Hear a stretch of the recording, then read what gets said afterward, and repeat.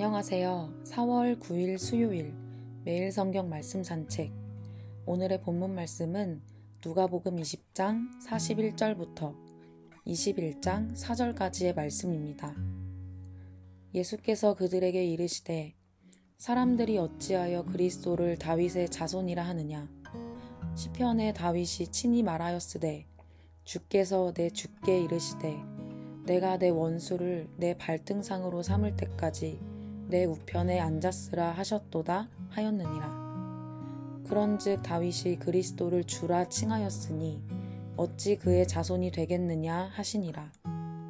모든 백성이 들을 때에 예수께서 그 제자들에게 이르시되 긴 옷을 입고 다니는 것을 원하며 시장에서 문안받는 것과 회당의 높은 자리와 잔치의 윗자리를 좋아하는 서기관들을 삼가라. 그들은 과부의 가산을 삼키며 외식으로 길게 기도하니 그들이 더 엄중한 심판을 받으리라 하시니라.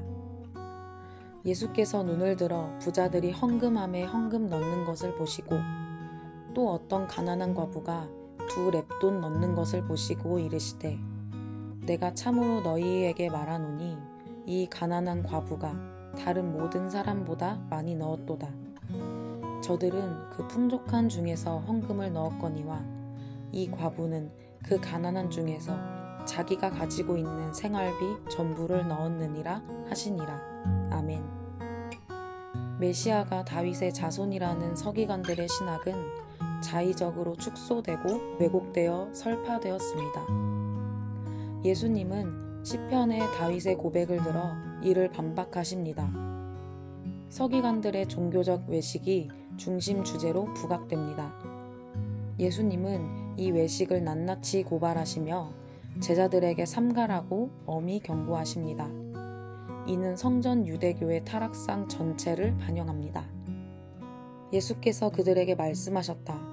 어떻게 사람들이 그리스도를 다윗의 자손이라고 하느냐. 다윗이 친히 시편에서 말하기를 주님께서 내 주께 말씀하셨다. 내가 내 원수들을 내 발 아래에 굴복시킬 때까지 너는 내 오른쪽에 앉아 있어라 하였다. 다윗이 그리스도를 주라고 불렀는데 어떻게 그가 다윗의 자손이 되겠느냐. 모든 백성이 듣고 있는 가운데 예수께서는 자기 제자들에게 말씀하셨다. 율법 학자들을 조심하여라. 그들은 예복을 입고 다니기를 원하고 장터에서 인사받는 것과 회당에서 높은 자리와 잔치에서 윗자리를 좋아한다. 그들은 과부들의 가산을 삼키고 남에게 보이려고 길게 기도한다. 그들은 더 엄한 심판을 받을 것이다. 예수께서 눈을 들어 부자들이 헌금궤에 헌금 넣는 것을 보시고 또 어떤 가난한 과부가 거기에 렙돈 2닙을 넣는 것을 보셨다. 그래서 예수께서는 말씀하셨다. 내가 진정으로 너희에게 말한다. 이 가난한 과부가 누구보다도 더 많이 넣었다. 저 사람들은 다 넉넉한 가운데서 자기들의 헌금을 넣었지만 이 과부는 구차한 가운데서 가지고 있는 생활비 전부를 털어넣었다. 여기까지가 오늘의 본문의 내용입니다. 오늘의 본문을 통해 무엇을 묵상하시나요? 어제의 부활 논쟁에 이어 서기관들이 그리스도를 다윗의 자손이라고 말한 것에 대하여 예수님은 시편 100편을 인용하시며 다윗이 고백한 주는 권세와 능력이 있어 자신이 범접할 수 없는 특별한 존재로 묘사하고 있으며 다윗이 고백한 주는 그리스도로 해석하십니다. 모든 원수를 발등상으로 삼을 때까지 하나님의 우편에 앉을 인물은 종말론적 메시아로 장차 자신이 하나님의 모든 뜻을 성취하고 하나님 우편에 앉을 것을 조망하며 메시아의 정체성을 계시하십니다. 예수님을 다윗의 자손의 범주에 가두어서 이해하는 종교 지도자들의 견해는 예수님의 능력을 왜곡하고 제한합니다. 그러나 우리는 삼위의 하나님이 창세 전부터 연합을 이루셔서 이 땅을 다스리신다는 것과 예수님이 이 땅에 오신 것은 성부 하나님의 뜻을 성취하시기 위해 질서와 때에 맞는 순종을 이루셨다는 사실을 믿는 믿음 위에 서 있어야 합니다. 이어서 예수님은 제자들에게 서기관들을 삼가라고 하시고 그 이유에 대해서도 말씀해 주십니다. 먼저 그들은 긴 옷을 입고 걸어다니기를 좋아하는 사람들로 당시의 옷은 사회적 신분과 지위를 상징했습니다. 그들은 일상에서 자신을 구별하고자 긴 의복을 만들어 평상복처럼 입고 활보합니다. 그렇게 긴 옷을 입고 시장에서 문안받는 것과 회당의 높은 자리와 잔치의 상석에 앉기를 사랑했습니다. 시장, 회당, 잔치 자리는 전부 사람들의 이목이 집중된 공개 장소였습니다. 거기서 자신의 위치를 드러내 명성을 얻으려는 욕망이 강했습니다. 예수님이 바라보신 서기관들은 오히려 율법을 흐지부지 지키며 하나님을 모독했고 섬기기보다는 대접받기를 사랑했던 사람들입니다. 예수님은 제자들이 그런 외식에 빠지지 않도록 강력히 경고하십니다. 두 번째 이유는 사람들의 주목을 받는 것은 즐거워하나 마땅히 주목해야 하고 돌보아야 할 대상에게는 마음을 쏟지 못하는 종교 지도자들처럼 되지 않을 것에 경고하십니다. 과부들의 일상을 살펴주기보다 도리어 가산을 편취하는 태도를 보인 이들은 사람들 앞에서는 길게 기도하는 모습을 보이며 여전히 자신들은 경건하다는 것을 보이기에 바쁩니다. 과부의 가산을 삼키는 일은 은밀하게 이루어졌겠지만 기도는 공개적으로 행해집니다. 내면은 더러운 탐욕으로 가득 차 있으면서 겉모습은 화려한 경건 생활로 치장한 그들은 하나님을 두려워하는 마음이 없습니다. 예수님은 종교 지도자들과의 대화 막판에 하나님의 엄중한 심판을 면하지 못할 것을 강력하게 선언하십니다. 예수님이 서기관들의 외식을 교훈 삼아 가르치실 때 하나의 대조적인 모습이 예수님의 시야에 포착됩니다. 바로 부자들과 가난한 과부가 성전 뜰에 비치된 함에 헌금을 넣는 장면입니다. 부자는 풍족한 중에 헌금을 넣었고 과부는 가난한 중에 헌금을 넣습니다. 여기서 부자가 구체적으로 누구를 언급하는지 불분명하지만 종교 지도자들일 것으로 보입니다. 예수님의 초점은 계속해서 과부에게 있습니다.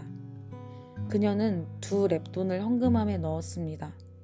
2렙돈은 일용 노동자 하루 품삯의 약 65분의 1에 해당하고 아주 소소한 한 끼를 지불할 수 있는 금액으로 과부의 2렙돈은 그녀의 마지막 끼니였을 것입니다. 부자는 가진 것 중 극히 작은 것을 넣었지만 과부는 가진 것 전부를 넣습니다. 많은 사람들은 이 본문을 통해 과부의 행위를 전적인 헌신의 모델로 이해하며 예수님이 그녀를 칭찬하고 있다고 보려 하지만 사실 이 말씀에서 놓치지 않고 보아야 할 것은 종교 지도자들이 겉으로 주목을 받는 것에 집중할 동안 과부는 마지막 2렙돈까지 성전에 바치며 가난한 상황을 돌봄받지 못하였다는 사실입니다. 겉으로 보이기에 화려한 치장, 주목받기 위한 종교적 열심, 높은 자리를 사수하기 위해 바삐 움직이는 스케줄로 정작 하나님의 나라가 선포되어야 할 곳에 선포되지 못하고 지극히 작은 자를 마땅히 돌보아야 할 사역들을 감당하지 못하는 종교 지도자들의 오류를 본받아서는 안 됨을 제자들에게 경고하며 가르치십니다. 혹 하나님의 나라와 상관없는 열심과 사역에 마음을 쏟느라 나의 이웃과 작은 자를 환대하지 못하고 살피지 못하는 우리의 일상에서의 모습들이 있다면 이 시간 우리의 에너지와 시간이 다시 한번 하나님의 나라를 위한 열심으로 전환되길 소망합니다. 우리의 시간이 어디에 투자되고 있는지, 우리의 에너지의 방향성은 어디를 향해 뻗어나가고 있는지, 우리의 재정은 무엇을 위해 흘러가고 있는지, 우리의 사고와 가치는 어디를 바라보고 있는지, 우리의 지식과 경험은 누구를 위해 사용되고 있는지, 진리의 등불로 비추시는 예수님이 우리의 마음에 찾아오셔서 선하고 옳은 것을 향해 반응하는 예배자로 세워주시기를 소망합니다. 스타트 with 지저스, 율법을 완성하러 이 땅에 오신 예수 그리스도, 기름 부음 받은 왕, 메시아. 그분이 하나님의 뜻을 이루기 위해 삼위의 하나님의 질서와 때에 맞게 우리의 인생 가운데 오셨습니다. 예수 그리스도께서 하나님의 나라와 영광을 위해 자기 자신을 아끼지 않으신 것과 같이 우리의 인생 또한 보여지고 드러나고 자랑하기 위함이 아닌 하나님의 시선이 머무는 잃어버린 자, 약한 자, 작은 자를 향해 기꺼이 우리의 인생을 드리며 환대의 공간에 그들을 초대할 수 있기를 원합니다. 하나님의 사랑을 입어 이웃을 맞이할 때 그들이 하나님의 나라를 소망하고 꿈꾸며 구원을 이루어가는 여정을 걸어가게 될 줄 믿습니다.